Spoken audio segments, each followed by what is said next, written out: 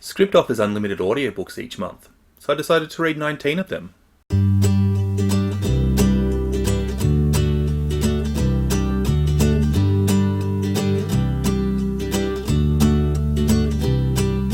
Scribd was founded in 2007 as a way of sharing documents, but in 2014 it added audiobooks to its catalogue.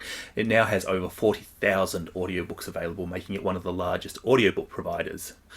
Scribd's unique subscription service means that no matter how much audiobook you listen to, you still pay the same flat fee, whether you listen to no audiobooks at all or whether you get through 19 in a month. Wait, that's 19 divided by 0. Carry the 1, and this prompted Forbes to dub Scribd the Netflix of audiobooks. But no matter how many films I binge on Netflix, I can still watch my favourite TV shows. Then why can't I watch the latest episode of Drag Race on Netflix? Because it's not available on Netflix? Sashay away, you capitalist pig swine things. Just change the app! Scribd throttles the availability of some books to you. The more you listen to, the fewer books available to you. So while you'll always have something to listen to, you may not always have something you'd like to listen to. Now I'm looked out of booktube as well. Stupid Netflix. Stupid. In Australia, Scribd costs me $12.05 a month. Now that's $1.90 cheaper than market leader Audible. Now Audible does have some advantages over Scribd, such as a larger catalogue of audiobooks and the ability to own the book so you can listen to it any time. But Audible only gives you 1 credit a month, giving you access to 1 book, while Scribd gives you access to unlimited books. So it seems like a no-brainer, but what can you actually read on Scribd? Does Scribd have Drag Race? You know Drag Race isn't a book, right? Don't be so close-minded. Everybody say love. I dedicated the month of June to reading as many audiobooks on Scribd as I possibly could. Some of you may know that I drive a vehicle for a living, meaning that I get through quite a bit of audiobook in my work hours. The question is, what books will I be forced to read at the end of the month? Will I have to read problematic paranormal teen romance? The worst type of paranormal teen romance. Don't you just read zombie porn when there's nothing else going? Maybe I'll find out problematic paranormal teen romance is my thing. You know, the only difference between zombie porn and paranormal teen romance is the age. Sometimes not even that. To demonstrate how Scribd locks me out of books as I read, I've added 70 audiobooks to my saved book list in it. These 70 books include a mixture of new release, popular backlist books, classics, and books that I've never heard of but that Scribd recommended to me. I also have 5 ebooks on my saved list. I didn't think that this would be important. I've never been locked out of ebooks before, but I think it's worthwhile mentioning it now. Book 1 was The Memory of Love by Amanita Former. This is a backlist novel that I've been meaning to get to for some time about life in Sierra Leone after the civil war there. And I really must say that I had a completely disappointing experience with this book. While I'm not going to review the audiobooks that I read in this video, I just want to say that the quality of this audiobook was terrible. I struggled to hear it while I was driving. It was recorded so softly that the ambient wind noise while I was driving drowned out the audiobook narrator even when I had it turned up to full. And in addition to that, it sounded like the reader was moving towards and away from the microphone, and it was just unbearably bad quality. I was a bit surprised that Scribd had an audiobook of such substandard quality available, to be honest. And I would have DNF'd this book, except that it's an experiment, and this is book number 1 on the experiment. Now, I messaged Scribd and asked them how they treat this sort of stuff. You know, if I start a book and stop reading it, does it count towards my books read or not? And they said that it really depends on how far into the book you get. Once you get to a certain point in the book, it counts as read. If you get up to a certain point and you decide no, then it's fine. But where that magical point is in a book, I don't know. So I decided that for the sake of the experiment, that I was going to complete this book and that I would only DNF books in a dire emergency. After I finished this book, only 2 audiobooks were unavailable to me. The Nickel Boys and the Recent East. And this is hardly a surprise. The Recent East was released in March this year, making it a very new release, while the Nickel Boys won the Pulitzer Prize last year, so I imagine both books to be quite popular at the moment. Book number 2 was A Dead Gin in Cairo by P. Jelly Clark. This is a short novella based before Jelly Clark's new release novel, A Master of Gin. I listened to this on audio with my wife, and there were still 68 books available after I finished this book, so there was no change. Still 2 books unavailable. Book number 3 was Conversations with Friends by Sally Rooney. This is a 2017 debut novel from an exceptionally popular author. And this is where things get interesting. Upon completing this book, 36 or approximately half of the audiobooks are no longer available to me. The interesting thing is, I still have some very well-known novels available to me. Costa Prize winner The Mermaid of Black Conch and popular new release The Secret Lives of Church Ladies were both still available to me, while a classic The Mayor of Casterbridge and the obscure translated novel The Dispossessed and a novel called Little Eyes, which, to be honest, I added to this list solely because it had a picture of a panda on the cover, were all unavailable to me. Mermaid of the Black Conch became my 4th book, and upon completing it, 6 more books were unavailable, taking the total up to 42 books unavailable. 4 books into this experiment, and I've had a book I loved, a book that I hated, and 2 books that were kind of average. But every book was a book that I really wanted to read before this. So we're really at 4 for 0 at this point. One thing that I think is great about Scribd is that it's just a way of finding new books and different books, books that are probably not recommended on Netflix, books you may not have heard of before, and finding a memoir with an unreliable narrator about a gang of trans women who yawned butterflies and got into fights with cops certainly fit the mode of a different book that I hadn't heard about before. Book number 5 was Fierce Femmes and Notorious Liars by Kai-Chun Tom. Upon completing this book, however, only 7 books were left available to me. And I started to wonder at this point, could I have saved Fierce Femmes and Notorious Liars for my next book? Or would it have been locked out for me? Did I pick it in the right order or not? Sort of second guessing really makes Scribd a little bit less enjoyable than it should be. The 7 remaining books are Hysteria, Inconvenient Daughter, Escape from Baghdad, Mouths Don't Speak, Labyrinth, The Cry of the Sloth, and The Last Train to Istanbul. Not exactly well-known books, and a quick search of what else was available on Scribd didn't really reveal much else available to me.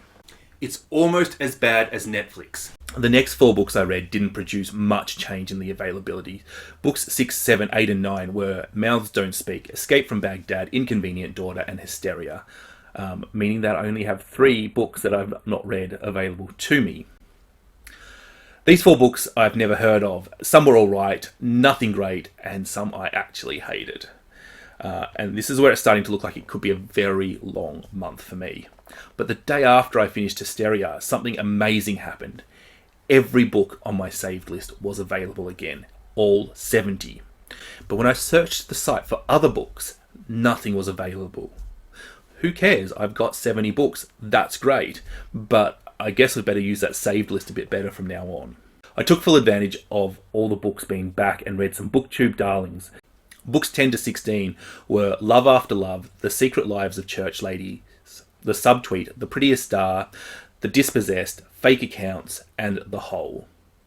And just a little side note here, I just had to DNF Fake Accounts. There's not a lot of books I've ever read that I would call more inept or devoid of talent than this book. So I'm not sure how this affects the experiment, but frankly, BookTube doesn't pay me enough to finish that book. It was an absolute train wreck. At the point of filming this video, I'm not monetized, so the only payment I get is that brief spark of happiness I see when the subscriber count goes up. So if you've gotten this far in the video, please consider supporting me by hitting that subscribe button.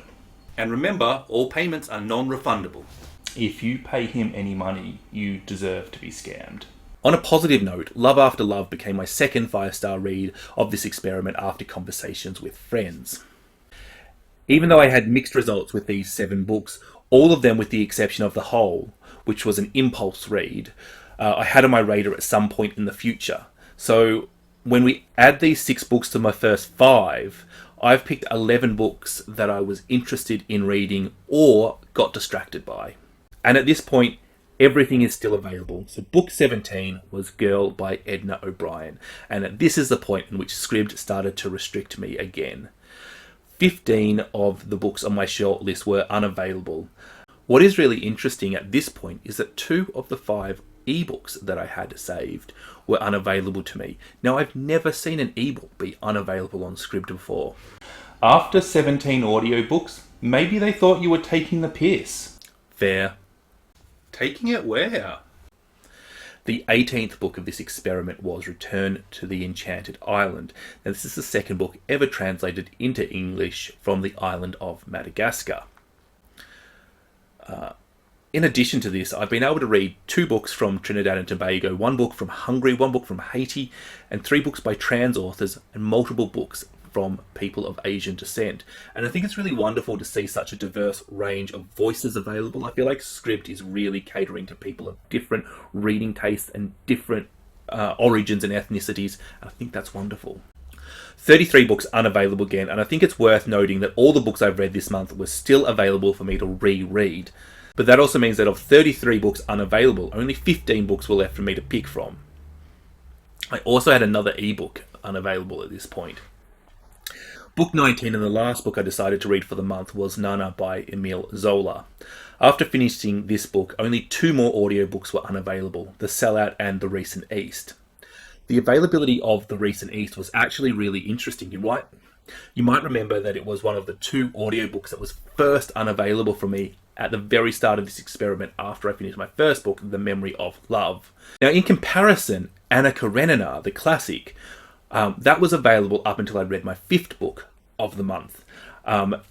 Again, it became available mid-month, just like every other book, but it was one of the first books unavailable to me afterwards. So I just sort of wanted to point this out because the books that are available do seem to be slightly random and arbitrary. So I wanted to have a look at what books were available most often and what books were unavailable to see if there were any trends and patterns. So I think the most common trend, as we can see, is that popular new release books such as The Nickel Boy, An American Marriage, Milkman, The Other You were the least available books. However, The Mayor of Casterbridge by Thomas Hardy and The Bright Side of Light by Emile Zola, 2 classics that are over 150 years old, were just as unavailable as some of these books. While other classics were readily available, making classics the hardest area to predict. 3 books that were always available to read, but I never did read, was Labyrinth, The Cry of the Sloth, and The Last Train to Istanbul. They were released in 2002, 2009, and 2019, and when I look on Goodreads, the 2 newest books had 400 and 750 reviews, which is quite a small number.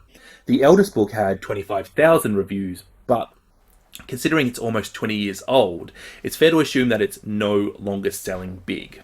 It seems that vaguely the more popular the book, the more likely it is to be unavailable, but that this rule has exceptions and inconsistencies to it. I get the feeling that Scribd's main goal here with the availability of books is to be confusing. And what I think that really sucks about Scribd is this is an excellent service that I would gladly pay a lot more for if they didn't do this. If every book was available all the time, I would gladly pay a lot more for it, and that is unavailable at the moment. I read 19 books for less than it would have cost me to read 1 book on Audible. This came to an average price of 63 cents per audiobook. So as far as value for money goes, wow, it just destroys Audible. The Australian dollar is worth less than the US dollar, so just to put that into perspective, that's actually coming in at less than 50 cents an audiobook. Clearly winning on price. But what about the quality of the reading experience?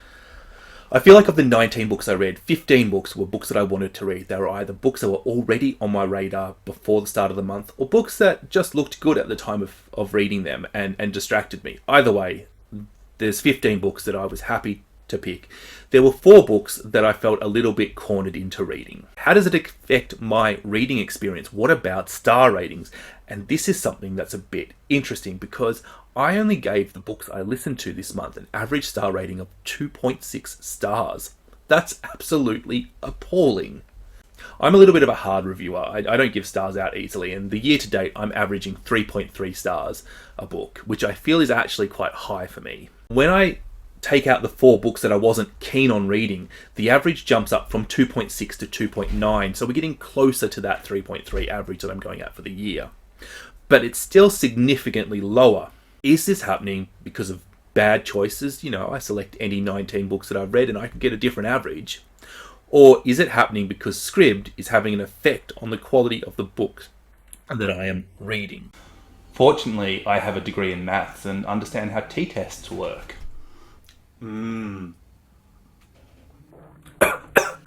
Is it Earl Grey? No, that's kerosene. Tastes like Netflix. Explains a lot, really. Now it's stats, and this video is already quite long, and I really just want to avoid details so I can hide the fact that I don't actually know what I'm talking about here. But if I include the 4 books that I wasn't interested in reading, the statistics suggest that Scribd has had an effect and that my reading was worse because I read on Scribd. If I exclude those 4 books and take them as the price of getting cheap books, then the statistics suggest that the remaining books were likely to be my bad picking of books, that was likely to just be random noise in the cycle of my book picking. Natural variation, if you like. What I thought was most interesting about this was that on the 12th of the month, all the books on my save list became re-available again, and then I got 8 more selections on this before it started to make books unavailable again. We all really need to make sure that our saved list on Scribd is up to date and better. Now, I'm not paid to do this review by Scribd. I have no association with Scribd, but there is a link in this video description. If you sign up to Scribd using that link, you get 60 days free. I get 30 days free. It's win-win. I'd love you to like this video, and if you want more bookish content, hit that subscribe button. And if you have any opinions or any questions or just anything to say, hit me up in the comments section. I hope you all have a fantastic day. Bye.